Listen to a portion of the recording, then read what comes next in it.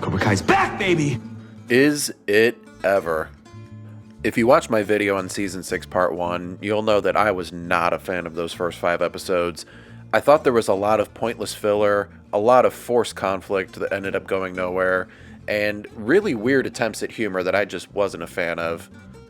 Given that I've been such a big fan of this show since Season 1 dropped back in 2018, it was disappointing that the start of Season 6 was so bad, but I'm very pleased to say that Part 2 is a return to form, giving us some of the best fights and emotional moments this show has ever seen. Not to mention, the ending of Episode 10 gives us the most shocking moment in the entire Karate Kid and Cobra Kai universe. That's not to say that I still didn't have some problems with it. I still believe that the Season 5 finale was the best natural endpoint for the series, and I think this set of episodes in Season 6 has some issues with the writing and rehashing of old storylines. That being said, Part 2 is infinitely better than Part 1, and it gave me some of my favorite moments in the entire series. I'll be talking about heavy spoilers in this video, so if you're not all caught up on Cobra Kai Season 6, now is your chance to turn off the video. Cut the feed. Cut the feed! The first thing that stuck out to me about Part 2 was the fight choreography. I think it's easily the best we've ever seen on this show, and the fact that they brought in real-life martial arts champions to play some of the characters helped a lot with that. The Sekai Taikai events are unique and exciting, and do a great job at encouraging team efforts, giving every one of the major characters a chance to shine. It's a massive step up from the capture the flag crap that we got in Part 1.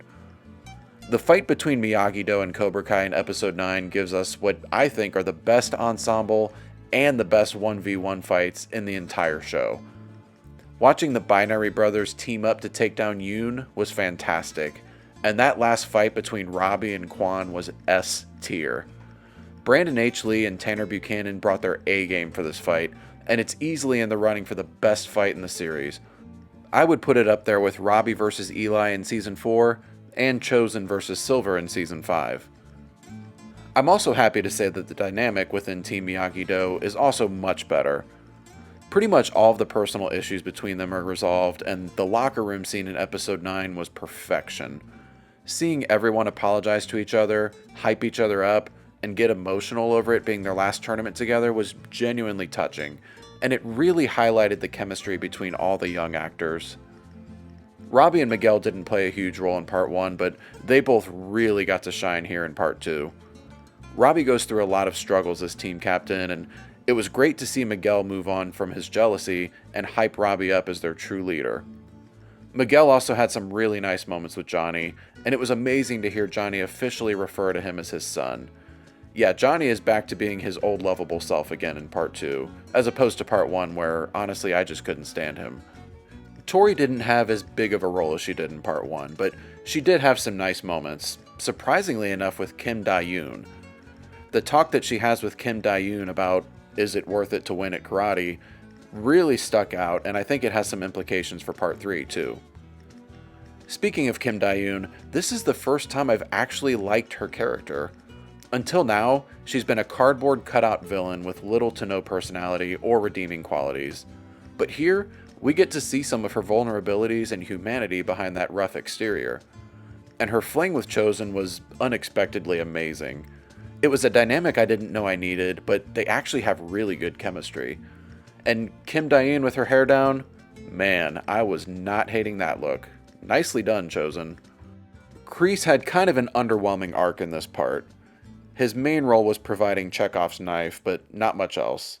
That being said, I was surprised to see Johnny come to Kreese's defense against Silver in the finale, and it definitely hints that Johnny and Kreese might reconcile after all. And oh yeah, Terry Silver is back. It's no surprise that he is, but the way they reveal him is perfect. Sitting in his hot tub with a cigar and that crap-eating grin. He even brings back Dennis, the goon from Karate Kid 3, which means that basically every single character from the Karate Kid trilogy has been referenced at this point. Silver does play a decent role this season, but wasn't as prominent as he was in Seasons 4 and 5. It's still hard to tell if he will be the main threat in Part 3, if it'll be Kreese, or if it'll be something else entirely.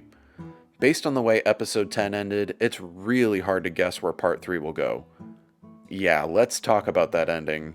Quan, Cobra Kai's top student, had been a menace all season long, talking trash, bullying, and taking cheap shots whenever he can. One of these cheap shots triggers the massive brawl that breaks out in episode 10, and Quan and Axel are fighting each other. Quan steals Kreese's knife and tries to use it on Axel, but accidentally falls on it and fatally stabs himself. This isn't one of those instances where it could be a fake-out death. No, Quan is very, very dead, and the show makes that clear. While characters have died in the Karate Kid universe before, this is the first time we've seen it happen to a teenager in the context of a fight. That blood-curdling scream Quan lets out really stuck with me, and I have to give credit to Brandon H. Lee here.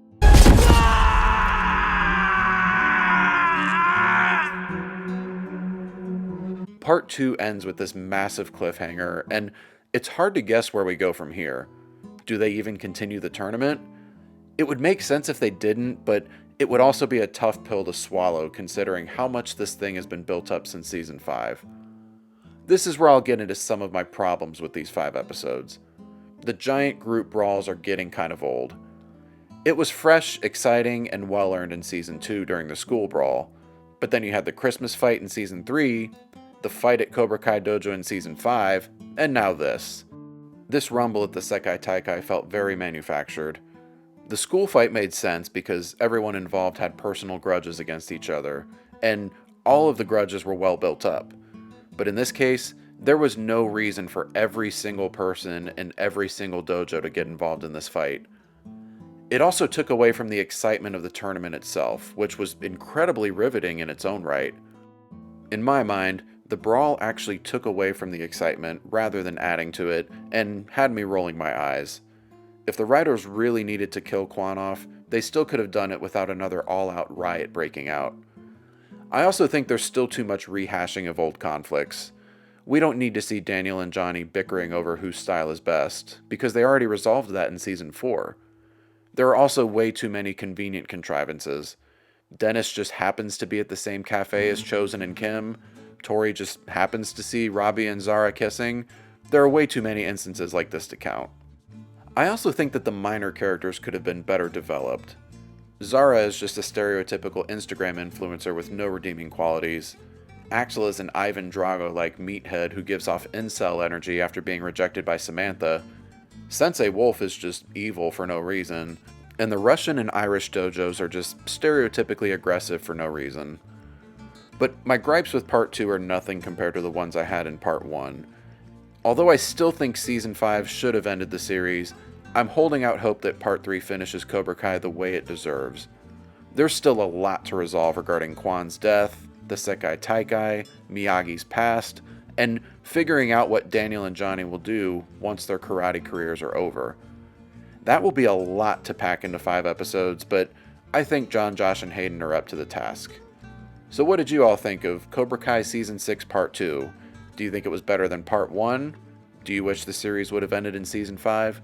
Let me know in the comments what you think. Please like and subscribe if you enjoy my content. Click that notification bell.